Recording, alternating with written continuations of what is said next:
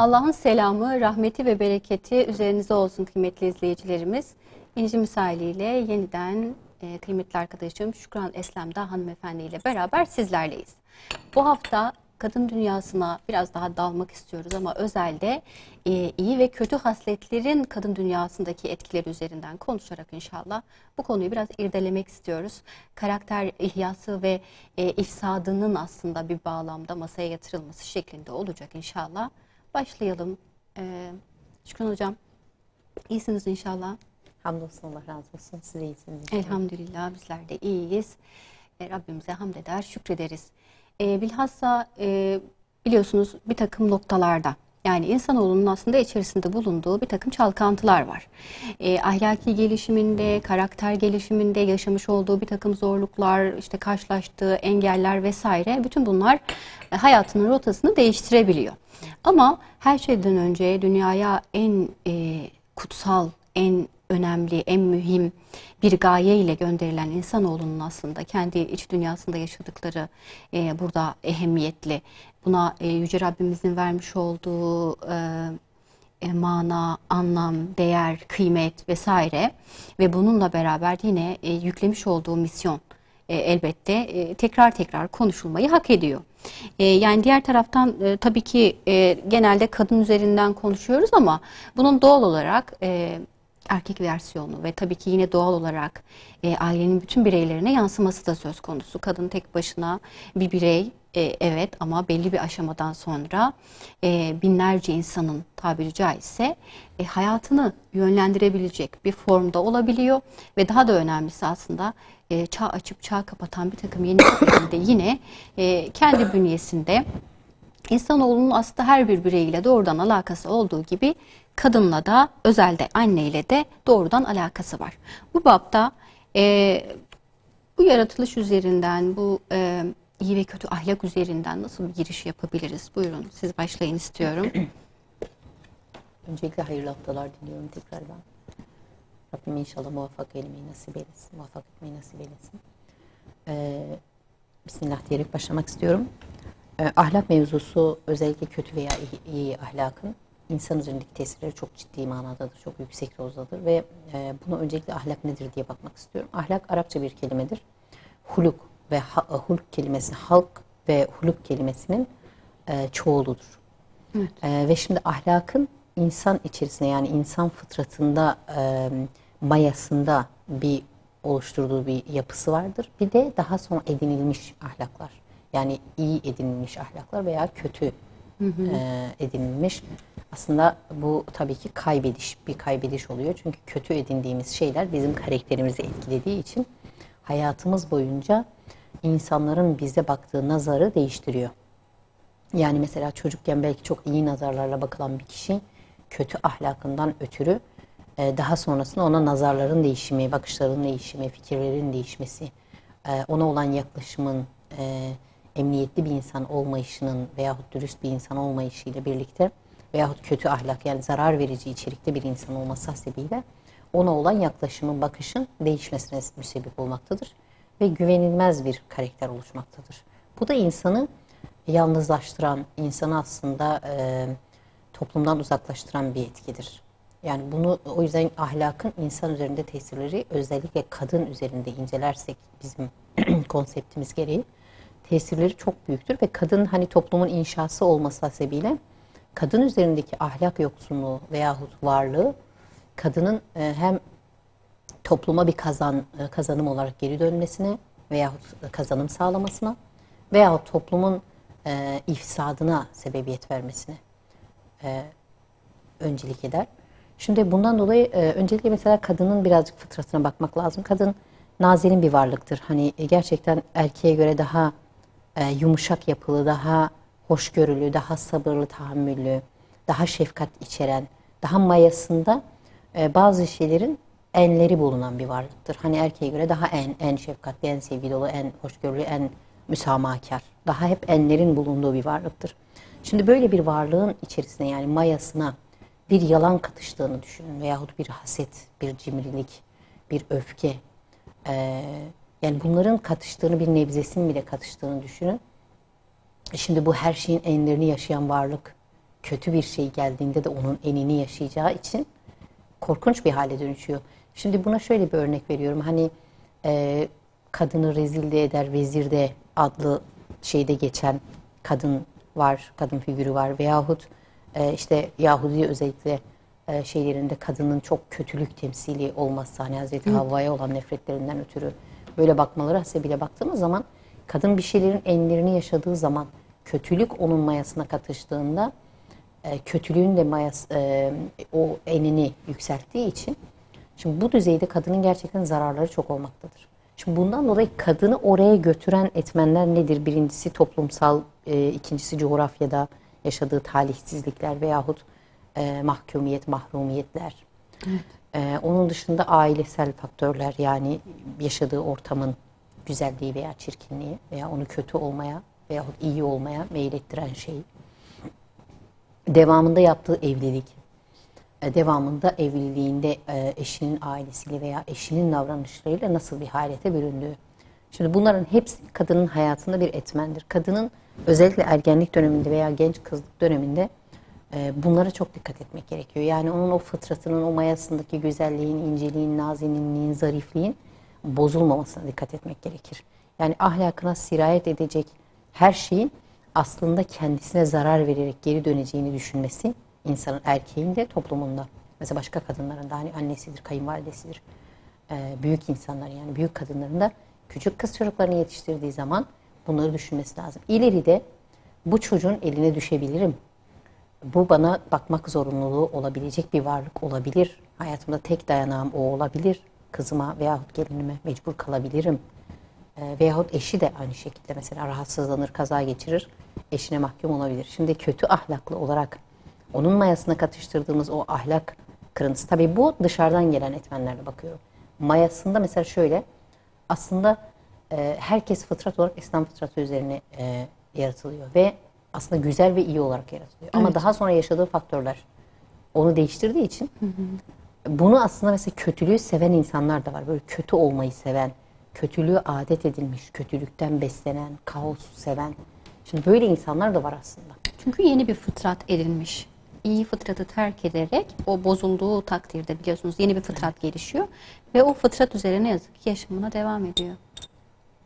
Yani tat aldığı şey çok önemli. Mesela kişi vardır, iyilikle mutlu olmaz.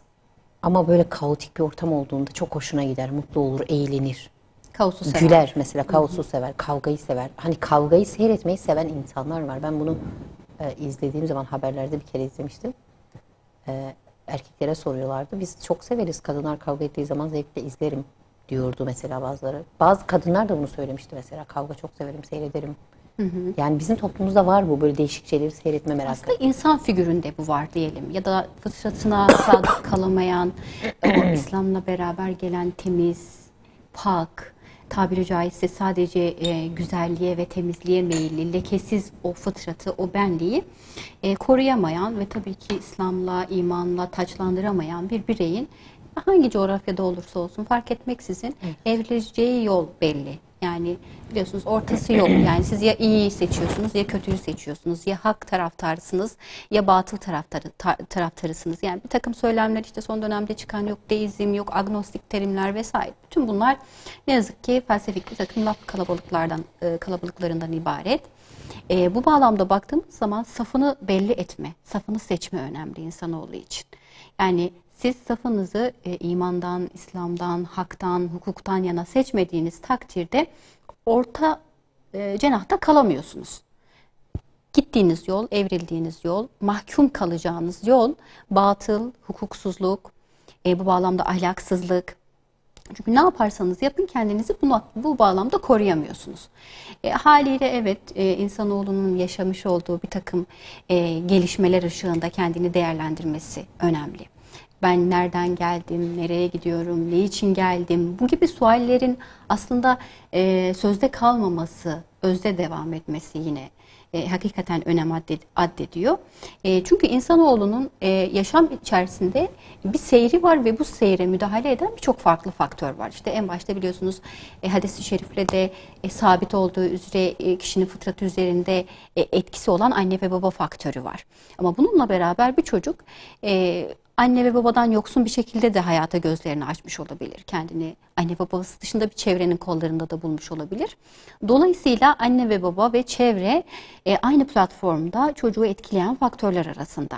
Bununla beraber yani biz mesela çok meşhur bir örnek vardır. Belki tam yeri burada paylaşmanın. Yeni doğan bir kuş için bu kuş uçacak deriz. Yani kuş bu. Çıkarı yok, başka yolu yok. Elbette uçacak. Öyle ya da böyle uçacak deriz. Yani uçması beklenir tabiri caizse kuştan. İnsanoğlundan da aslında beklenen şey iman etmesi, Müslüman olması, İslam fıtratı üzerine hayatını devam ettirmesidir, idame ettirmesidir. Çünkü böyle bir fıtratla yaratılmıştır. Allah Azze ve Celle kainatın yaratıcısı, insanın yaratıcısı onu bu kodlarla kodlamıştır. Ama ne olur işte tıpkı bir kuşun karşısına setlerin çıkarılması, onu uçmaktan men edecek bir takım faktörlerin yaşanması gibi. Örneğin farz misal kanatları kesildi, o kuş uçamadı. Ya da karanlık izbe bir yere hapsedildi ve burada hiçbir şekilde uçma fonksiyonunu geliştiremedi, uçma yönünde bir gelişim kazanamadı vesaire, uçamadı. Orada kös bir şekilde kala kaldı. Aynen bunun gibi insanoğlunun da yine fıtratına yapılan bir takım tabiri caizse işte savaş açma anlamında bir takım etkiler, onu bu potansiyelden uzaklaştıracak, onu salt nefsine, salt maddeye, salt dünyaya yine tabiri caizse bağlayacak bir takım yaklaşımlarla ne yazık ki uçması tabiri caizse engelleniyor. Uçabilecek o seviyeye gelmesi, Allah'ın varlığını, birliğini, kulluğunu kabul etmek suretiyle özgür olmasının önüne geçilmiş oluyor. Bir kere iş burada tamamen hani yön değiştiriyor. Bu bağlamda bizce elbette öncekilerin önderliği çok önemli. Hani bazen insanoğlu işte kendine yakıştırmaz. Ben filan kişiyi taklit ediyorum demez mesela. Halbuki taklit imanın esaslarındandır. Yani biz ona örneklik deriz. Taklit üzere ibadet, taklit üzere iman, taklit üzere bir yaşam.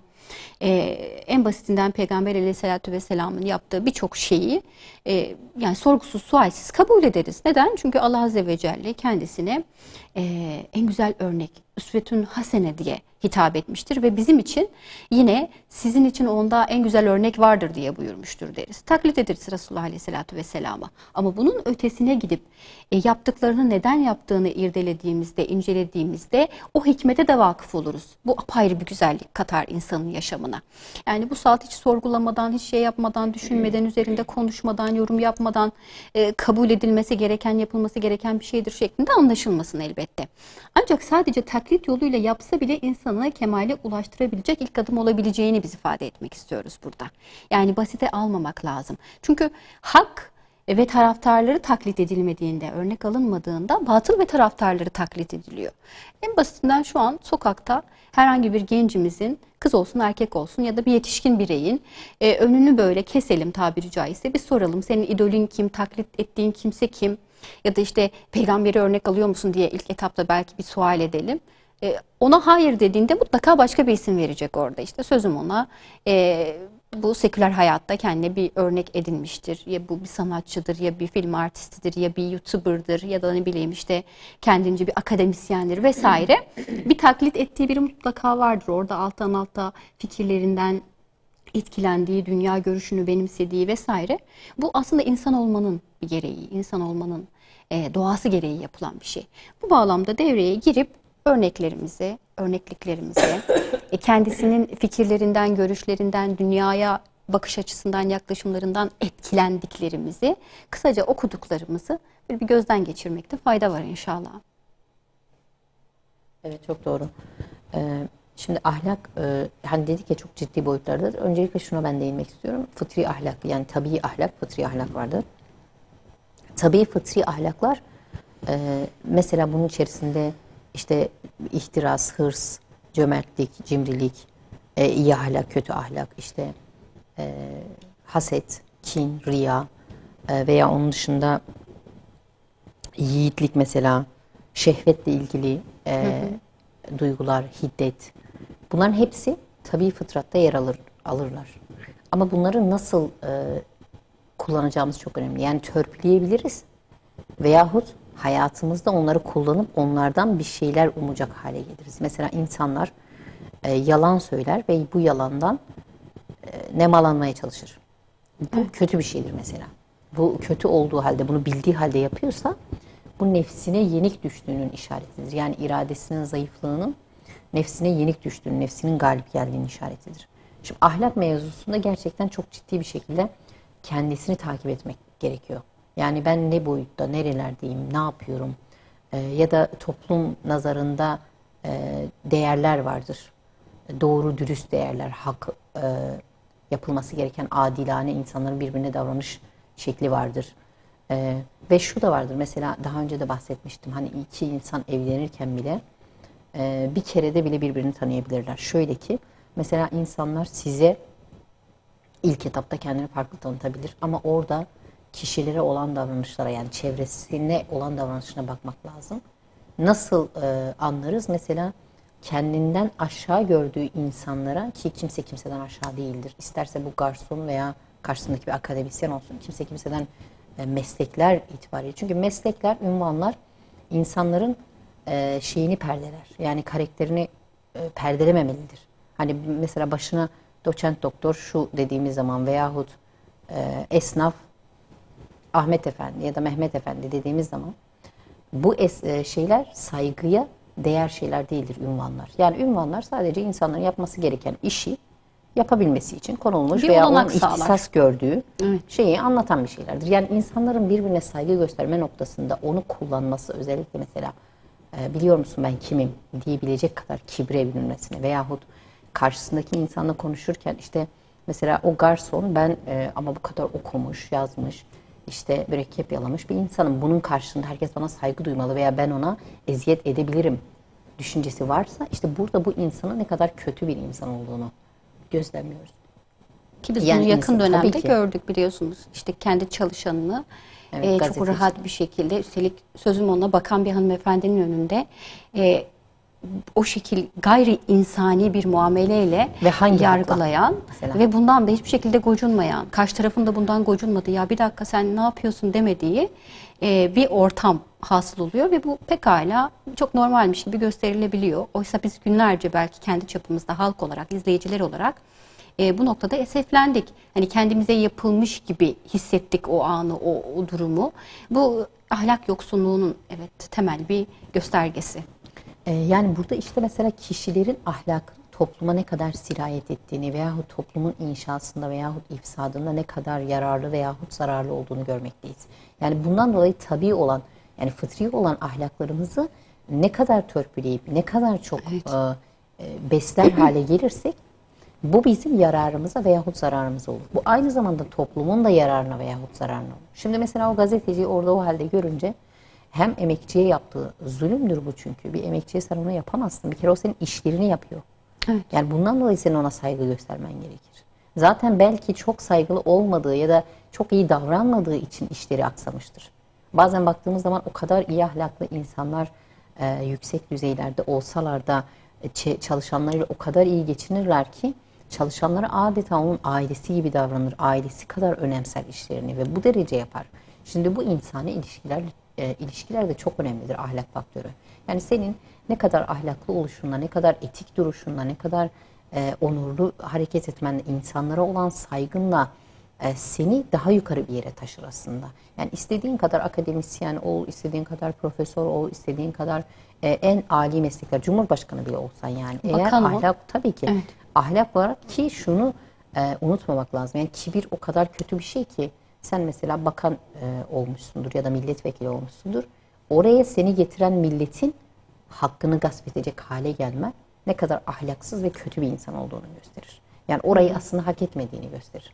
Çünkü insanlar aslında senin orada insanlar tarafından seçilmiş olduğundan ötürü onların sözcüsüsün bir nevi. Yani aslında onların hizmetini yapıyorsun. İşte kibir büründüğü, cisimlendiği zaman insanı öyle bir hale büründürür ki ve koltuk sevdası öyle bir hale büründürür ki insanı bazı hasletler.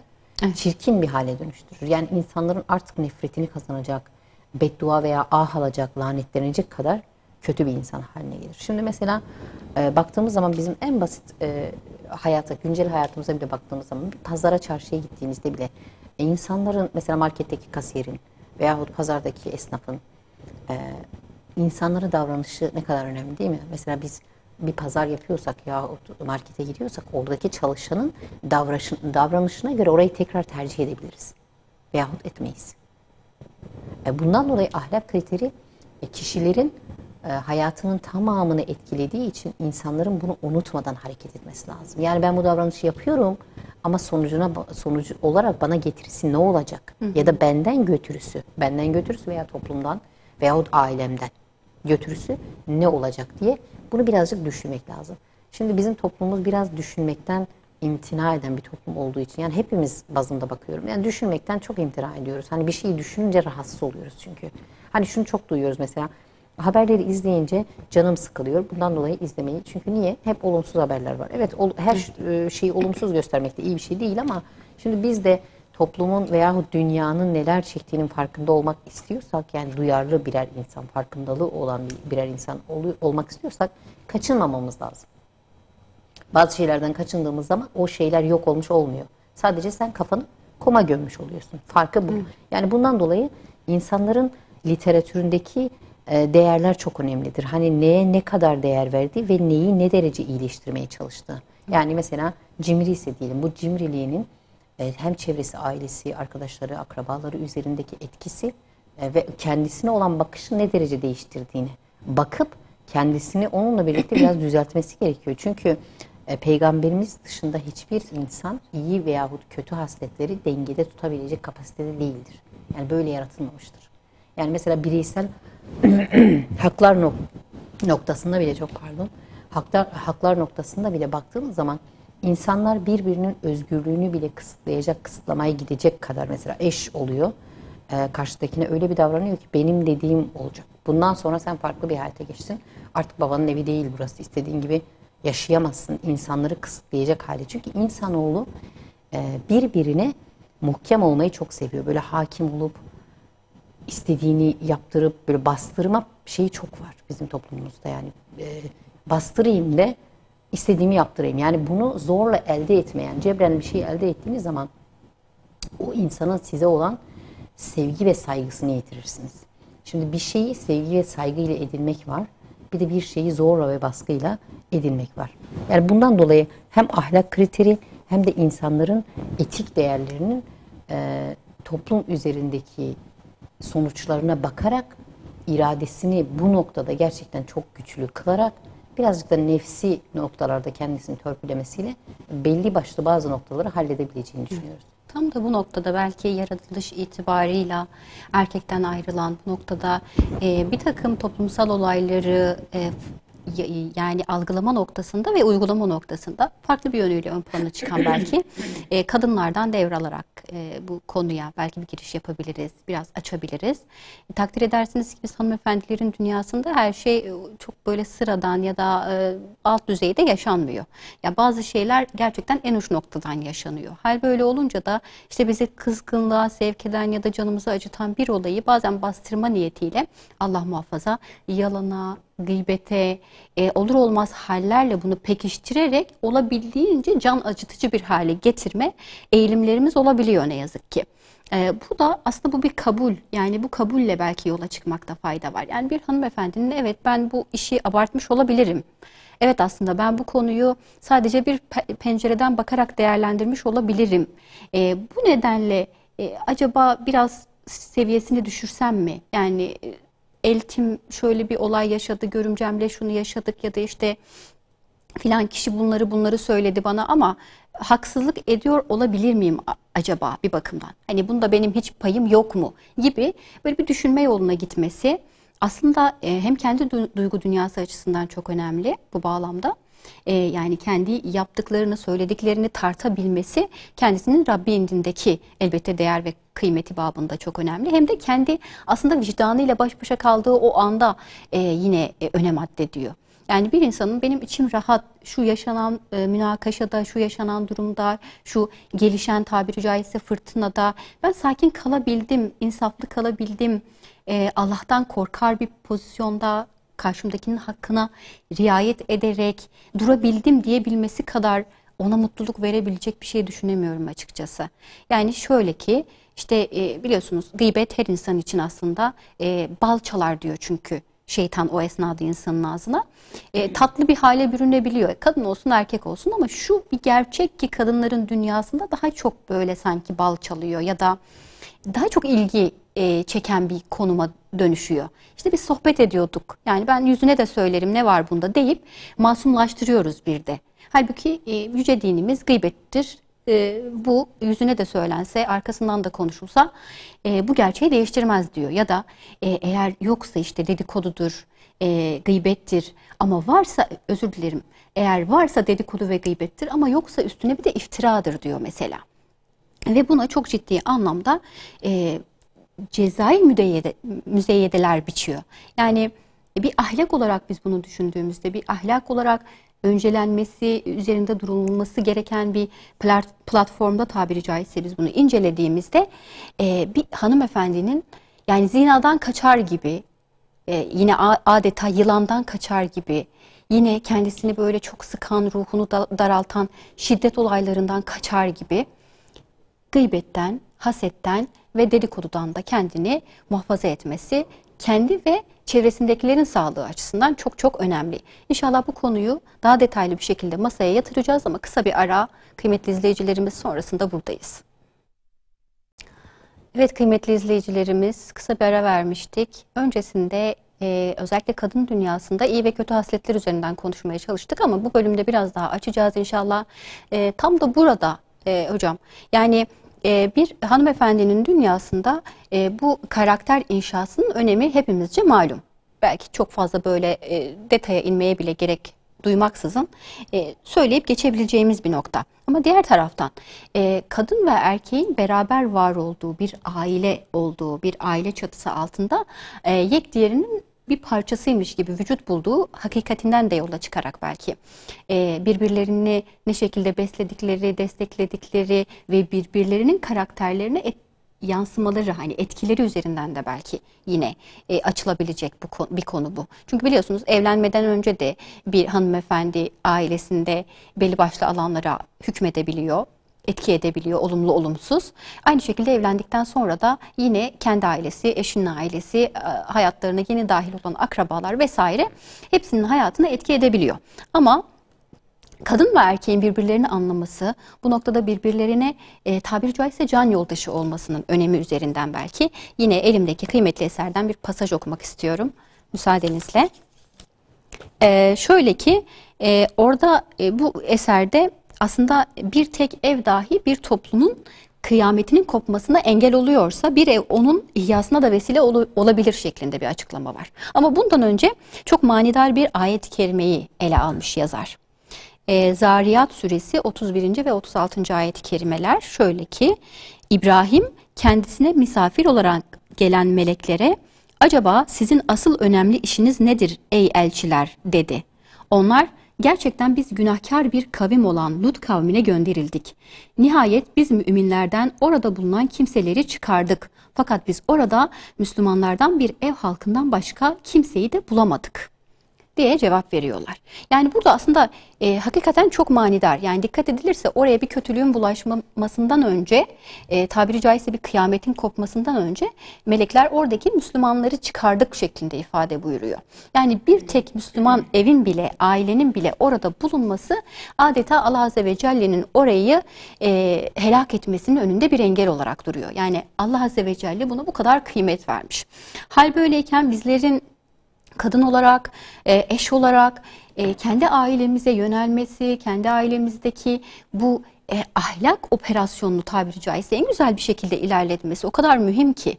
Yani bizler bir ihyaya vesile olabileceğimiz gibi Allah muhafaza ifsada da vesile olabileceğiz. Ahlakımızla, yaklaşımlarımızla, dünya görüşümüzle vesaire.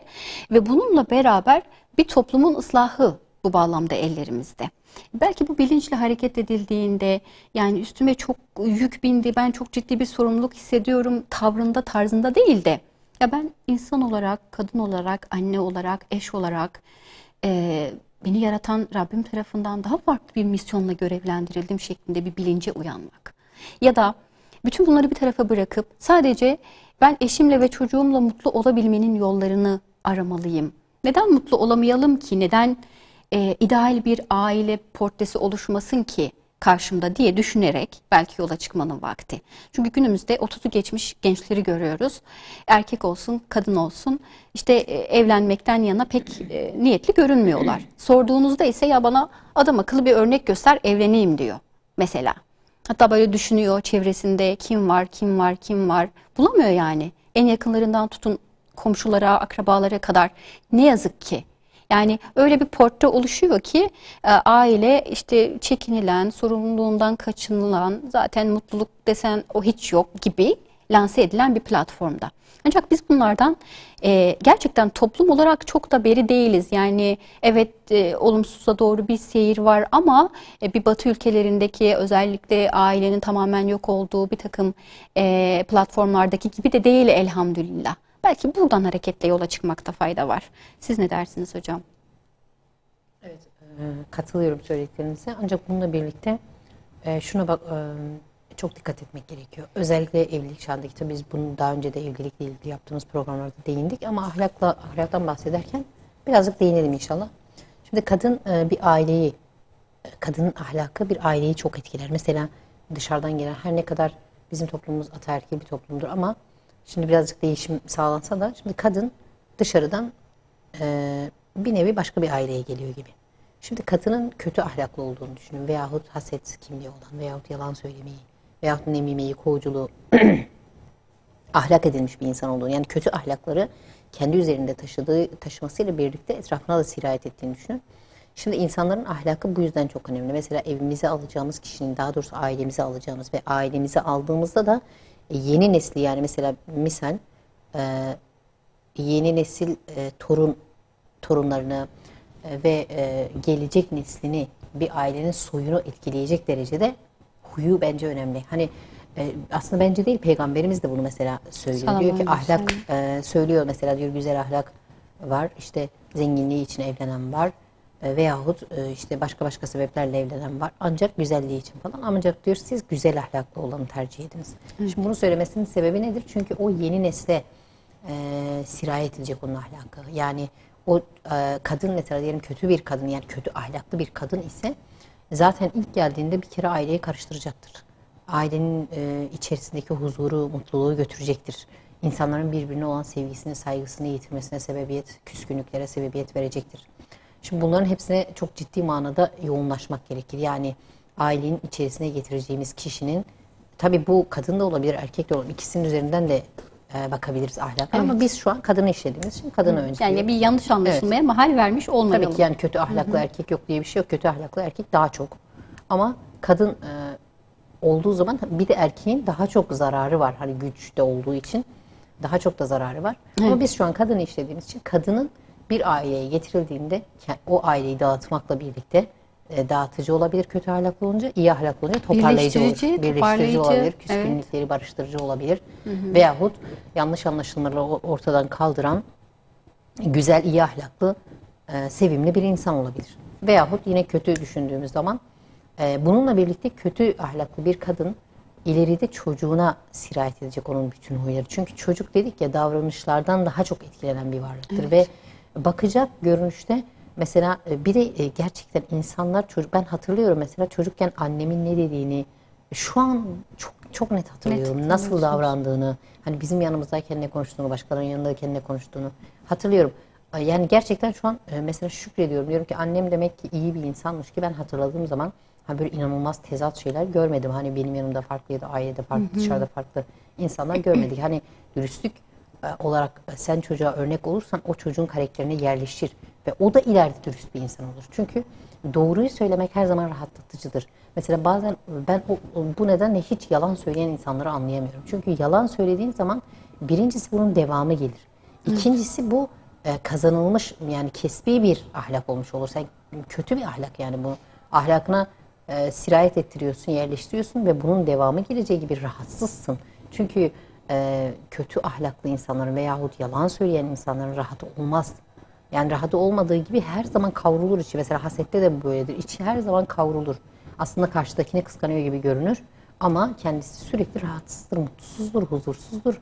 İnsanların edindiği en ufak bir alet edevattan bile rahatsız olabilecek veyahut kariyerinden rahatsız olabilecek veyahut çocuğunun eğitiminin yüksek olmasından rahatsız olabilecek. Şimdi her şeyden rahatsız olan bir insan birincisi kendine zarar verir. Yani kötü ahlaklı bir insanın şunu anlaması lazım. Birincisi ben en büyük zararı kendime veriyorum. En öncelikli olarak imanıma veriyorum.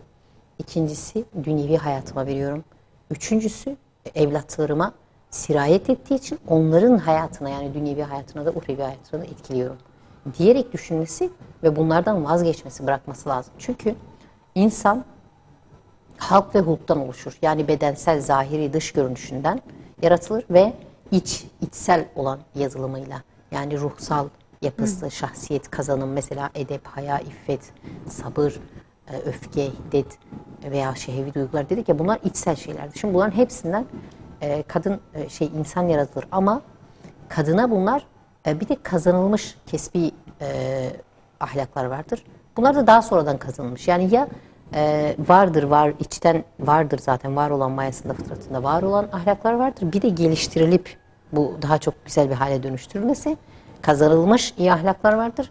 Bir de kendisini işte alıp kötüleştirip kendisini kötü bir insan haline dönüştürüp çevresine zarar verdiği ahlaklar vardır. Şimdi bunların bir kere insan kendisine dışarıdan bakmayı bilmelidir. Yani çünkü karşımızdakini hani zahiren de biz olarak karşımızdaki insanı görüyoruz ama kendimizi göremiyoruz. Evet. Bundan dolayı mesela toplumda deyimler vardır işte aynada kendisini görmek ya da kendisini dev aynasında görüyor gibi. Hep ayna tabiri vardır yani. Şimdi burada demek ki bizim kendimize biraz dışarıdan bakmamız gerekiyor. Bazen bundan dolayı belki habersiz videolar hani biz konuşurken çocuklarımızın çektiği videolar vardır. Mesela ben bazen bakarken orada görüyordum kendimi. İnsan mantıklı aslında mesela daha sonradan çekildiğinde kendisini gözlemlemesi, nasıl konuşuyorum, nasıl davranıyorum, nasıl duruyorum, karşımdakine nasıl hitap ediyorum. Bunu başkasının gözüyle veya habersiz çekildiğinde özellikle bu çok güzel. Mesela bu Instagram'da falan da bazen öyle habersiz çekilen şeyler çok ayyuka çıkıyor böyle ortaya çıktığında çok alıyor.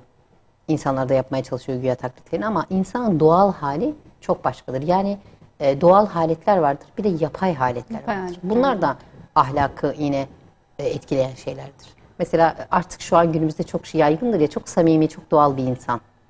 Ama başkası için mesela çok samimiyetsiz veyahut riyakar veyahut dürüst değil, hiç bana samimi gelmiyor. Mesela bu gibi tabirler vardır ya. Niye? Çünkü doğal insana hasret kaldık. Samimi insana, özü sözü bir olan insana hasret kaldığımız içindir bu. Yani kimse özünü dışarıya taşırmayı sevmiyor. Neden senin özün çirkin mi ki dışarıya taşırmıyorsun? İşte bunu sorgulamak gerekiyor. Yani kendi içimizde bizim bunu muhasebe etmemiz gerekiyor.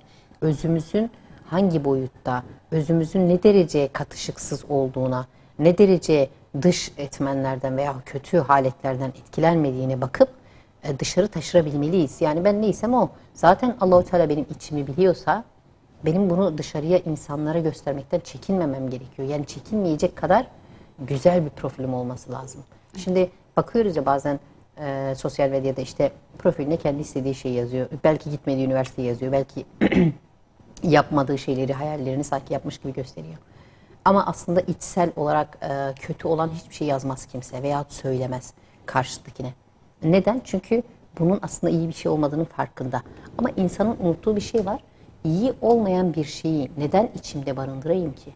Yani oraya yazamıyorsam ikiyüzlü, riyakar, yalancı yazamıyorsam ya da o zaman hırsız. Neden içimde barındırayım değil mi? Evet. İşte bunların mesela toplum nazarındaki bakıldığı zaman yani kendimize dışarıdan baktığımız zaman nasıl görünüyorum? Bunu kendinde çok yapmak tam lazım. Da gözlemlemek hocam, lazım. Evet çok özür dilerim ama tam da burada çok güzel bir anekdot var. Hani dediniz ya biz kendimizi böyle görebilecek bir aynamız yok ya da işte arada böyle kendimizi görebilme ihtiyacımız var. Bununla alakalı olarak çok güzel bir pasaj var burada. Yani eşlerin, kadın ve erkeğin aslında birbirlerine ayna olmaktan öte birbirlerini okuyabileceğine dair güzel bir atıf. Şöyle ki, kadın ile erkek birbiri için birer kitaptır diyor yazar. Burada anıları, öyküleri, hayat serüvenleri, duygu ve düşünceleri yer alır. Bunlar birbirlerine nikah ile sahip olduklarında bütün bunları birbirleriyle paylaşırlar. Böylece duyguları, anıları, düşünceleri, öyküleri müşterek olur. Bunların haz ve lezzeti birlikte tadılır. Aslında kişinin kendini anlamlandırabilmesi adına bu hayat yolculuğunda eşinin eş fonksiyonunun tam da burada devreye girmesi belki elzem. Yani benim aynam ol, ben senin aynan olayım ya da işte bu yolda eğer beraber yürüyeceksek, hayat arkadaşımsan, beni seçtiysen, ben de seni kabul ettiysem ya da ben de seni seçtiysem şeklinde. Şu halde gel birbirimize ayna olalım. Bu hayat yolunda birbirimizin yükünü paylaşalım. Birbirimizin önünü açalım. Yani çoğu zaman işte şunu görürüz kadınlarda. Sanki böyle eşi ona bir söz söylese, bir yargılamada bulunsa sanki böyle karşısında düşmanı varmış gibi bir tavır takınır. Hani sen ne hakla bana bunu söylersin. Tabii ki söylem tarzı önemli ama şunu da kabul edelim. Biz hanımefendiler de genelde işte hani böyle her şeyi allayıp pullayıp söylemesini ister ve bekleriz. Şunu da bir kabul edelim. Bazı şeylerin özellikle belli bir yaştan sonra, belli bir dönemden sonra, ne bileyim bir 10 yıllık evliliklerde örneğin her şeyi böyle ince ince eleyip sık sık dokuyarak iletmesini de bekleyemeyiz. Yani bazen dost doğru da söyleyebilir söylemek istediğini. Eğer bu hakikatse, eğer gerçekten iyi niyetle söylendiyse, onun bunun yanında değil de baş başayken ifade edilmişse bunları dikkate almak. Çok da söyleniş tarzına yani takılmamak ama tabii uygun bir zamanda şunu şöyle söylesen daha etkili olur şeklinde tabiri caizse direktiflerle yönlendirmek, karşıdakini kendimize dair bilgilendirmek, yani beklentilerimize dair bilgilendirmek daha doğrusu elzem. Biliyorsunuz yine biz hanımefendiler diyeceğim, yükleneceğim bugün belki bize ama bazen biz leb demeden karşımızdaki özellikle eşimiz leblebiyi anlasın istiyoruz ama çoğu zaman bazı şeyleri ifade etmemiz lazım, söze dökmemiz lazım. Ne istediğimizi, ne beklediğimizi somut bir şekilde masaya yatırarak karşı tarafa ifade etmemiz lazım. Çünkü anlamıyor olabilir ki anlamasını da, direkt olarak anlamasını da beklemek gerçekten beyhude bir çaba. Yani düşünün ki benim aklımda şu an şunlar geçiyor, hadi bakalım kafamı oku, zihnimi oku yani. Bu demek. Bu ne kadar imkansızsa duygu ve düşüncelerimizi, beklentilerimizi de biz ifade etmeden anlaması eşimizin bu kadar imkansız. Ama bununla beraber madem bizim aynamız, o zaman güvenebilmeliyiz. Belli başlı alanlarda bize anlatırken ya da bizdeki bir takım eksiklikleri, kusurları, hataları ifade ederken bunları da dikkate alarak düzeltme yoluna gidebilmeliyiz. Aynı şekilde biz de gözlemlerken kendisinde var olan bir takım kusurları, eksikleri, ne bileyim yani olabilecek o noksanlıkları gözlemlerken bu bizde bir öfke patlamasına neden olacağına en uygun bir vakitte paylaşarak kendisini de bu konuda geliştirmesine bir ön ayak olabilir, bir vesile olabilir. Bunu aslında tadan insanın ben kolay kolay bırakabileceğini sanmıyorum. Yani lezzetli bir kitap gibi, az önce ifade ettiği gibi yazarın, birbirlerini okuyan eşlerin bu tadı tattıktan sonra aslında başka tatlara yönelmeyeceği de aşikar. Yani sürekli değişen bir dünya var çünkü sürekli yaş değişiyor, insan yaş aldıkça farklılaşıyor. Monoton bir hayat yok tabiri caizse. 5 yaşında, 15 yaşında, 25 yaşında, 35 yaşında, efendime söyleyeyim 45 yaşında insanoğlu bir değil. Haliyle birbirine bakış açısı da bir olarak kalmıyor, monoton olarak kalmıyor. Bir tarafların ifade ettiği gibi işte vay efendim insan sıkılıyor bir yerden sonra. Hep işte aynı kişiyle ömür geçer mi gibisinden bir takım söylemler oluyor ya. Bütün bunlar gerçekten bu bapta incelendiğinde altı boş olarak ifade edebileceğimiz söylemler. Diğer taraftan Şükran Hocam, yani Allah Azze ve Celle'nin biliyorsunuz belli başlı sıfatları var. Ve inanın bana bu sıfatların her birinin biz insanoğlunun yaratılışına tecellileri çok manidar. Yani hayatımızın her evresinde biz aslında o güzide, o hüsna olarak ifade edilen, güzel olarak ifade edilen isimlerin tecellilerini görebiliyoruz. Bir bakıma bunlar aslında Allah Teala'nın biz kulların uçabilmesi için tabiri caizse lütfettiği bir takım kanatlar yani. Bu kanatları edindiğimiz takdirde adeta bir kuş gibi uçabileceğiz. Örneğin akıl kuvvetini biz hikmet dairesinde kullandığımızda, yine Allah Azze ve Celle'nin bize lütfettiği şehvet kuvvetini iffet dairesinde kullandığımızda, yine gazap kuvvetini şecaat dairesinde kullandığımızda o kadar güzel sonuçlar çıkıyor ki. Çünkü bunlar biliyorsunuz hayatımızın hakikatleri ve yine özellikle iffet demişken Hazreti Meryem validemizin, bir hanımefendinin, bir kadının yine tabiri caizse çağlar açan bu noktada hayatının her yönüyle insanlığa örnek oluşturan bir boyutu var. Tam da burada zaten az önce ifade ettiğiniz gibi isimlerinin önünde bir takım ünvanlar olan insanların kendilerini bir şey zannetmesi mevzusu var. Biliyorsunuz geçenlerde sözüm ona bir profesör Hazreti Meryem validemizi zikrederek onu daha farklı bir alanda sümme haşa iffetsizlikle itham etti. Ama Hazreti Ayşe validemiz, Hazreti Meryem validemiz, hasılı Hazreti Hatice validemiz, bütün biz bunların hayatına baktığımızda ama özellikle bu iki ismin Hazreti Ayşe ve Hazreti Meryem validemizin hayatlarına baktığımızda iffet doruklarda, haya doruklarda ve bunlar Allah Azze ve Celle'nin beyanıyla sabit. Bakınız ne Hazreti Ayşe'yi Peygamber Aleyhisselam'ın söylemleri, hadisi şerifleri aklamış ki böyle de olsa bizim için elbette kabul görülür bir nokta olacaktı. Ne de Hazreti Meryem'in yine iffetini bir takım söylemler, din adamlarının, büyüklerinin söyledikleri aklamış. Tam aksine Allah Azze ve Celle bizzat ayet indirerek, bizzat meleği vasıtasıyla bunları ifşa etmiş, ilan etmiştir. Bu bapta elbette söylenenlerin hepsi bizatihi sahiplerine iade edilecek söylemlerdir. Ama bununla beraber biz mümin kadınların da örnek ve öncülerini daha sık hatırlamasında, onların hayatlarına daha çok başvurmasında fayda var inşallah. Buyurun Evet hocam. hocam. Şimdi burada hani dediğiniz gibi hani ünvanlar bazen insanın kibirlenmesine ve bir şeyi yapma hakkını hadsizliğe kadar gidiyor ya.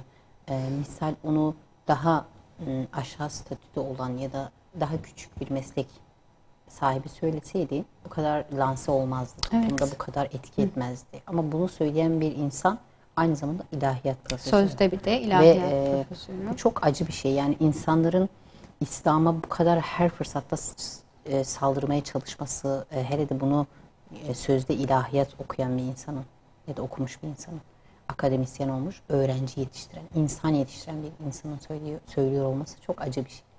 Yani tabii ki biz kalkıp hani burada şöyle böyle hani ünvanlarıyla ilgili bir şey söylemiyoruz ama biz insani boyutta yani ahlakın ne kadar önemli olduğundan bahsediyoruz. Yani bir insanda ahlak yoksa bir insan orada kendini belki de farklı bir amaç güdüyordu. Hani toplumda ismi ya da medyada ismi geçsin amacını güdüyordu. Bilemiyoruz. Bilemiyoruz şimdi amaçlarını ama bazen insanlar öyle şeyler yapar ki hayret vericidir. Mesela inanılmaz bir şey. Bazen hani TikTok hiç yok bende hani bilgim de yok onunla ilgili.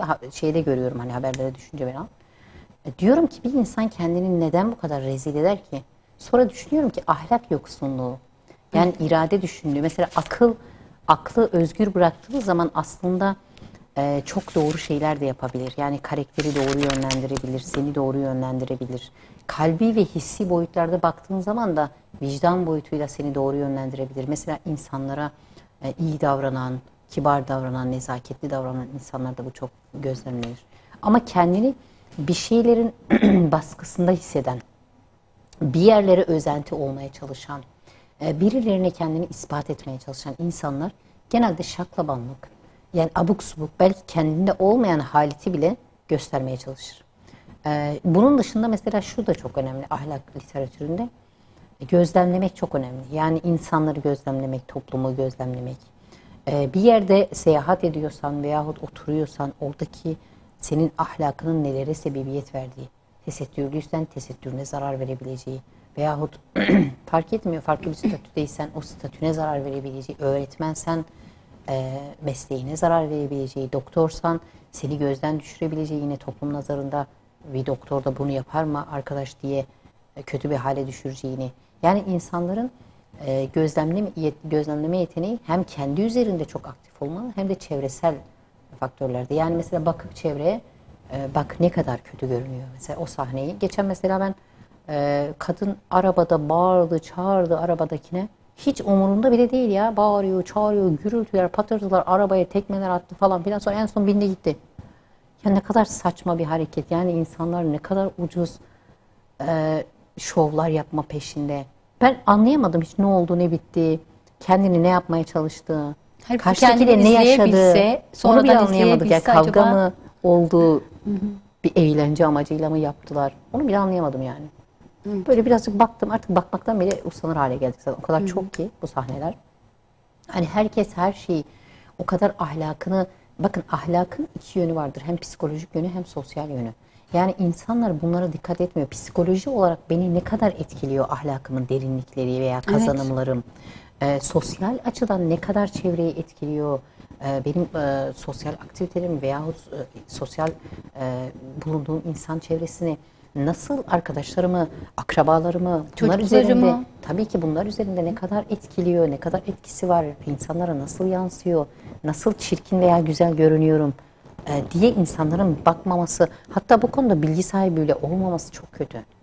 Yani çok amaçsız giden bir topluluk olduk. Yani amaçsız gidiyoruz. Hani böyle gelişi güzel ilerleyen bir toplum. Nereden, kim bizi nasıl yakalayacak, nasıl olacağız, ne hallere bürüneceğiz. Özellikle yeni nesilde de bu böyle. Hani o kadar çok dışa dönük yaşıyoruz ki daha böyle insanlara kendini ispatlama çabasıyla yapılan şeyler. Hani aslında belki mayasında o yoktur. Çok uysal, hani çok böyle sakin yapılı bir insandır. Ama sosyal medyada veya sosyal mecralarda kendini öyle bir halete büründürüyor ki ahlaki hassasiyeti olmayan, iffetten yoksun veyahut hiçbir örfi geleneği, değeri olmayan. Şimdi gerçekten değerle alakalı bir durumdur senin. Değer ilkelerinle doğru orantılıdır ahlak çıkışların. Evet. Yani bu değer yargılarına dikkat etmiyorsan senin karakterinin oluşumu bu şekilde ilerler. Ve ileride ya karaktersiz bir insan olarak, böyle bilinen bir insan olarak toplum nezdinde tanınacaksın veyahut çok karakterli.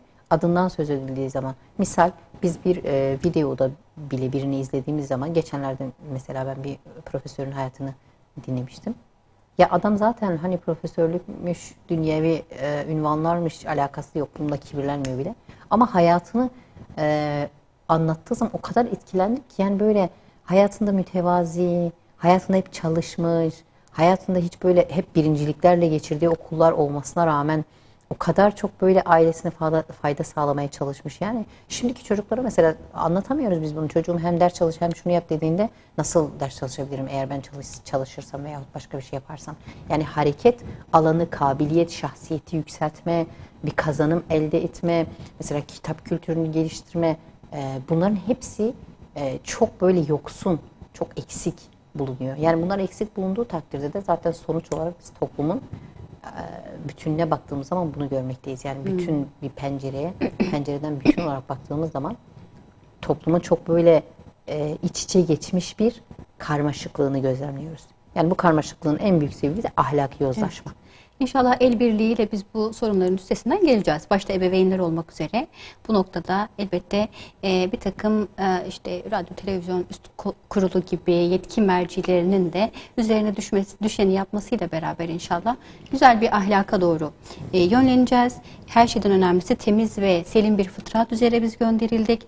Bu kayma yönünde bir eğilim gösterdiyse de durduğumuz yerde, tabiri caizse düştüğümüz yerden kalkıp yeniden Bismillah diyeceğiz inşallah. Rabbim yardımcımız olsun bu bağlamda. Kıymetli izleyicilerimiz, biz bu hafta da bize ayrılan sürenin sonuna geldik.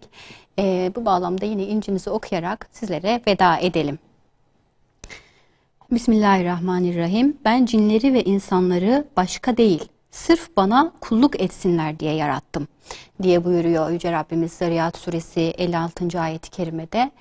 Tek cümle tabiri caizse ama bir ömür yetecek birinci olarak bugün bunu sizlerle paylaşmış olduk. Tekrar görüşünceye kadar Allah'a emanet olun.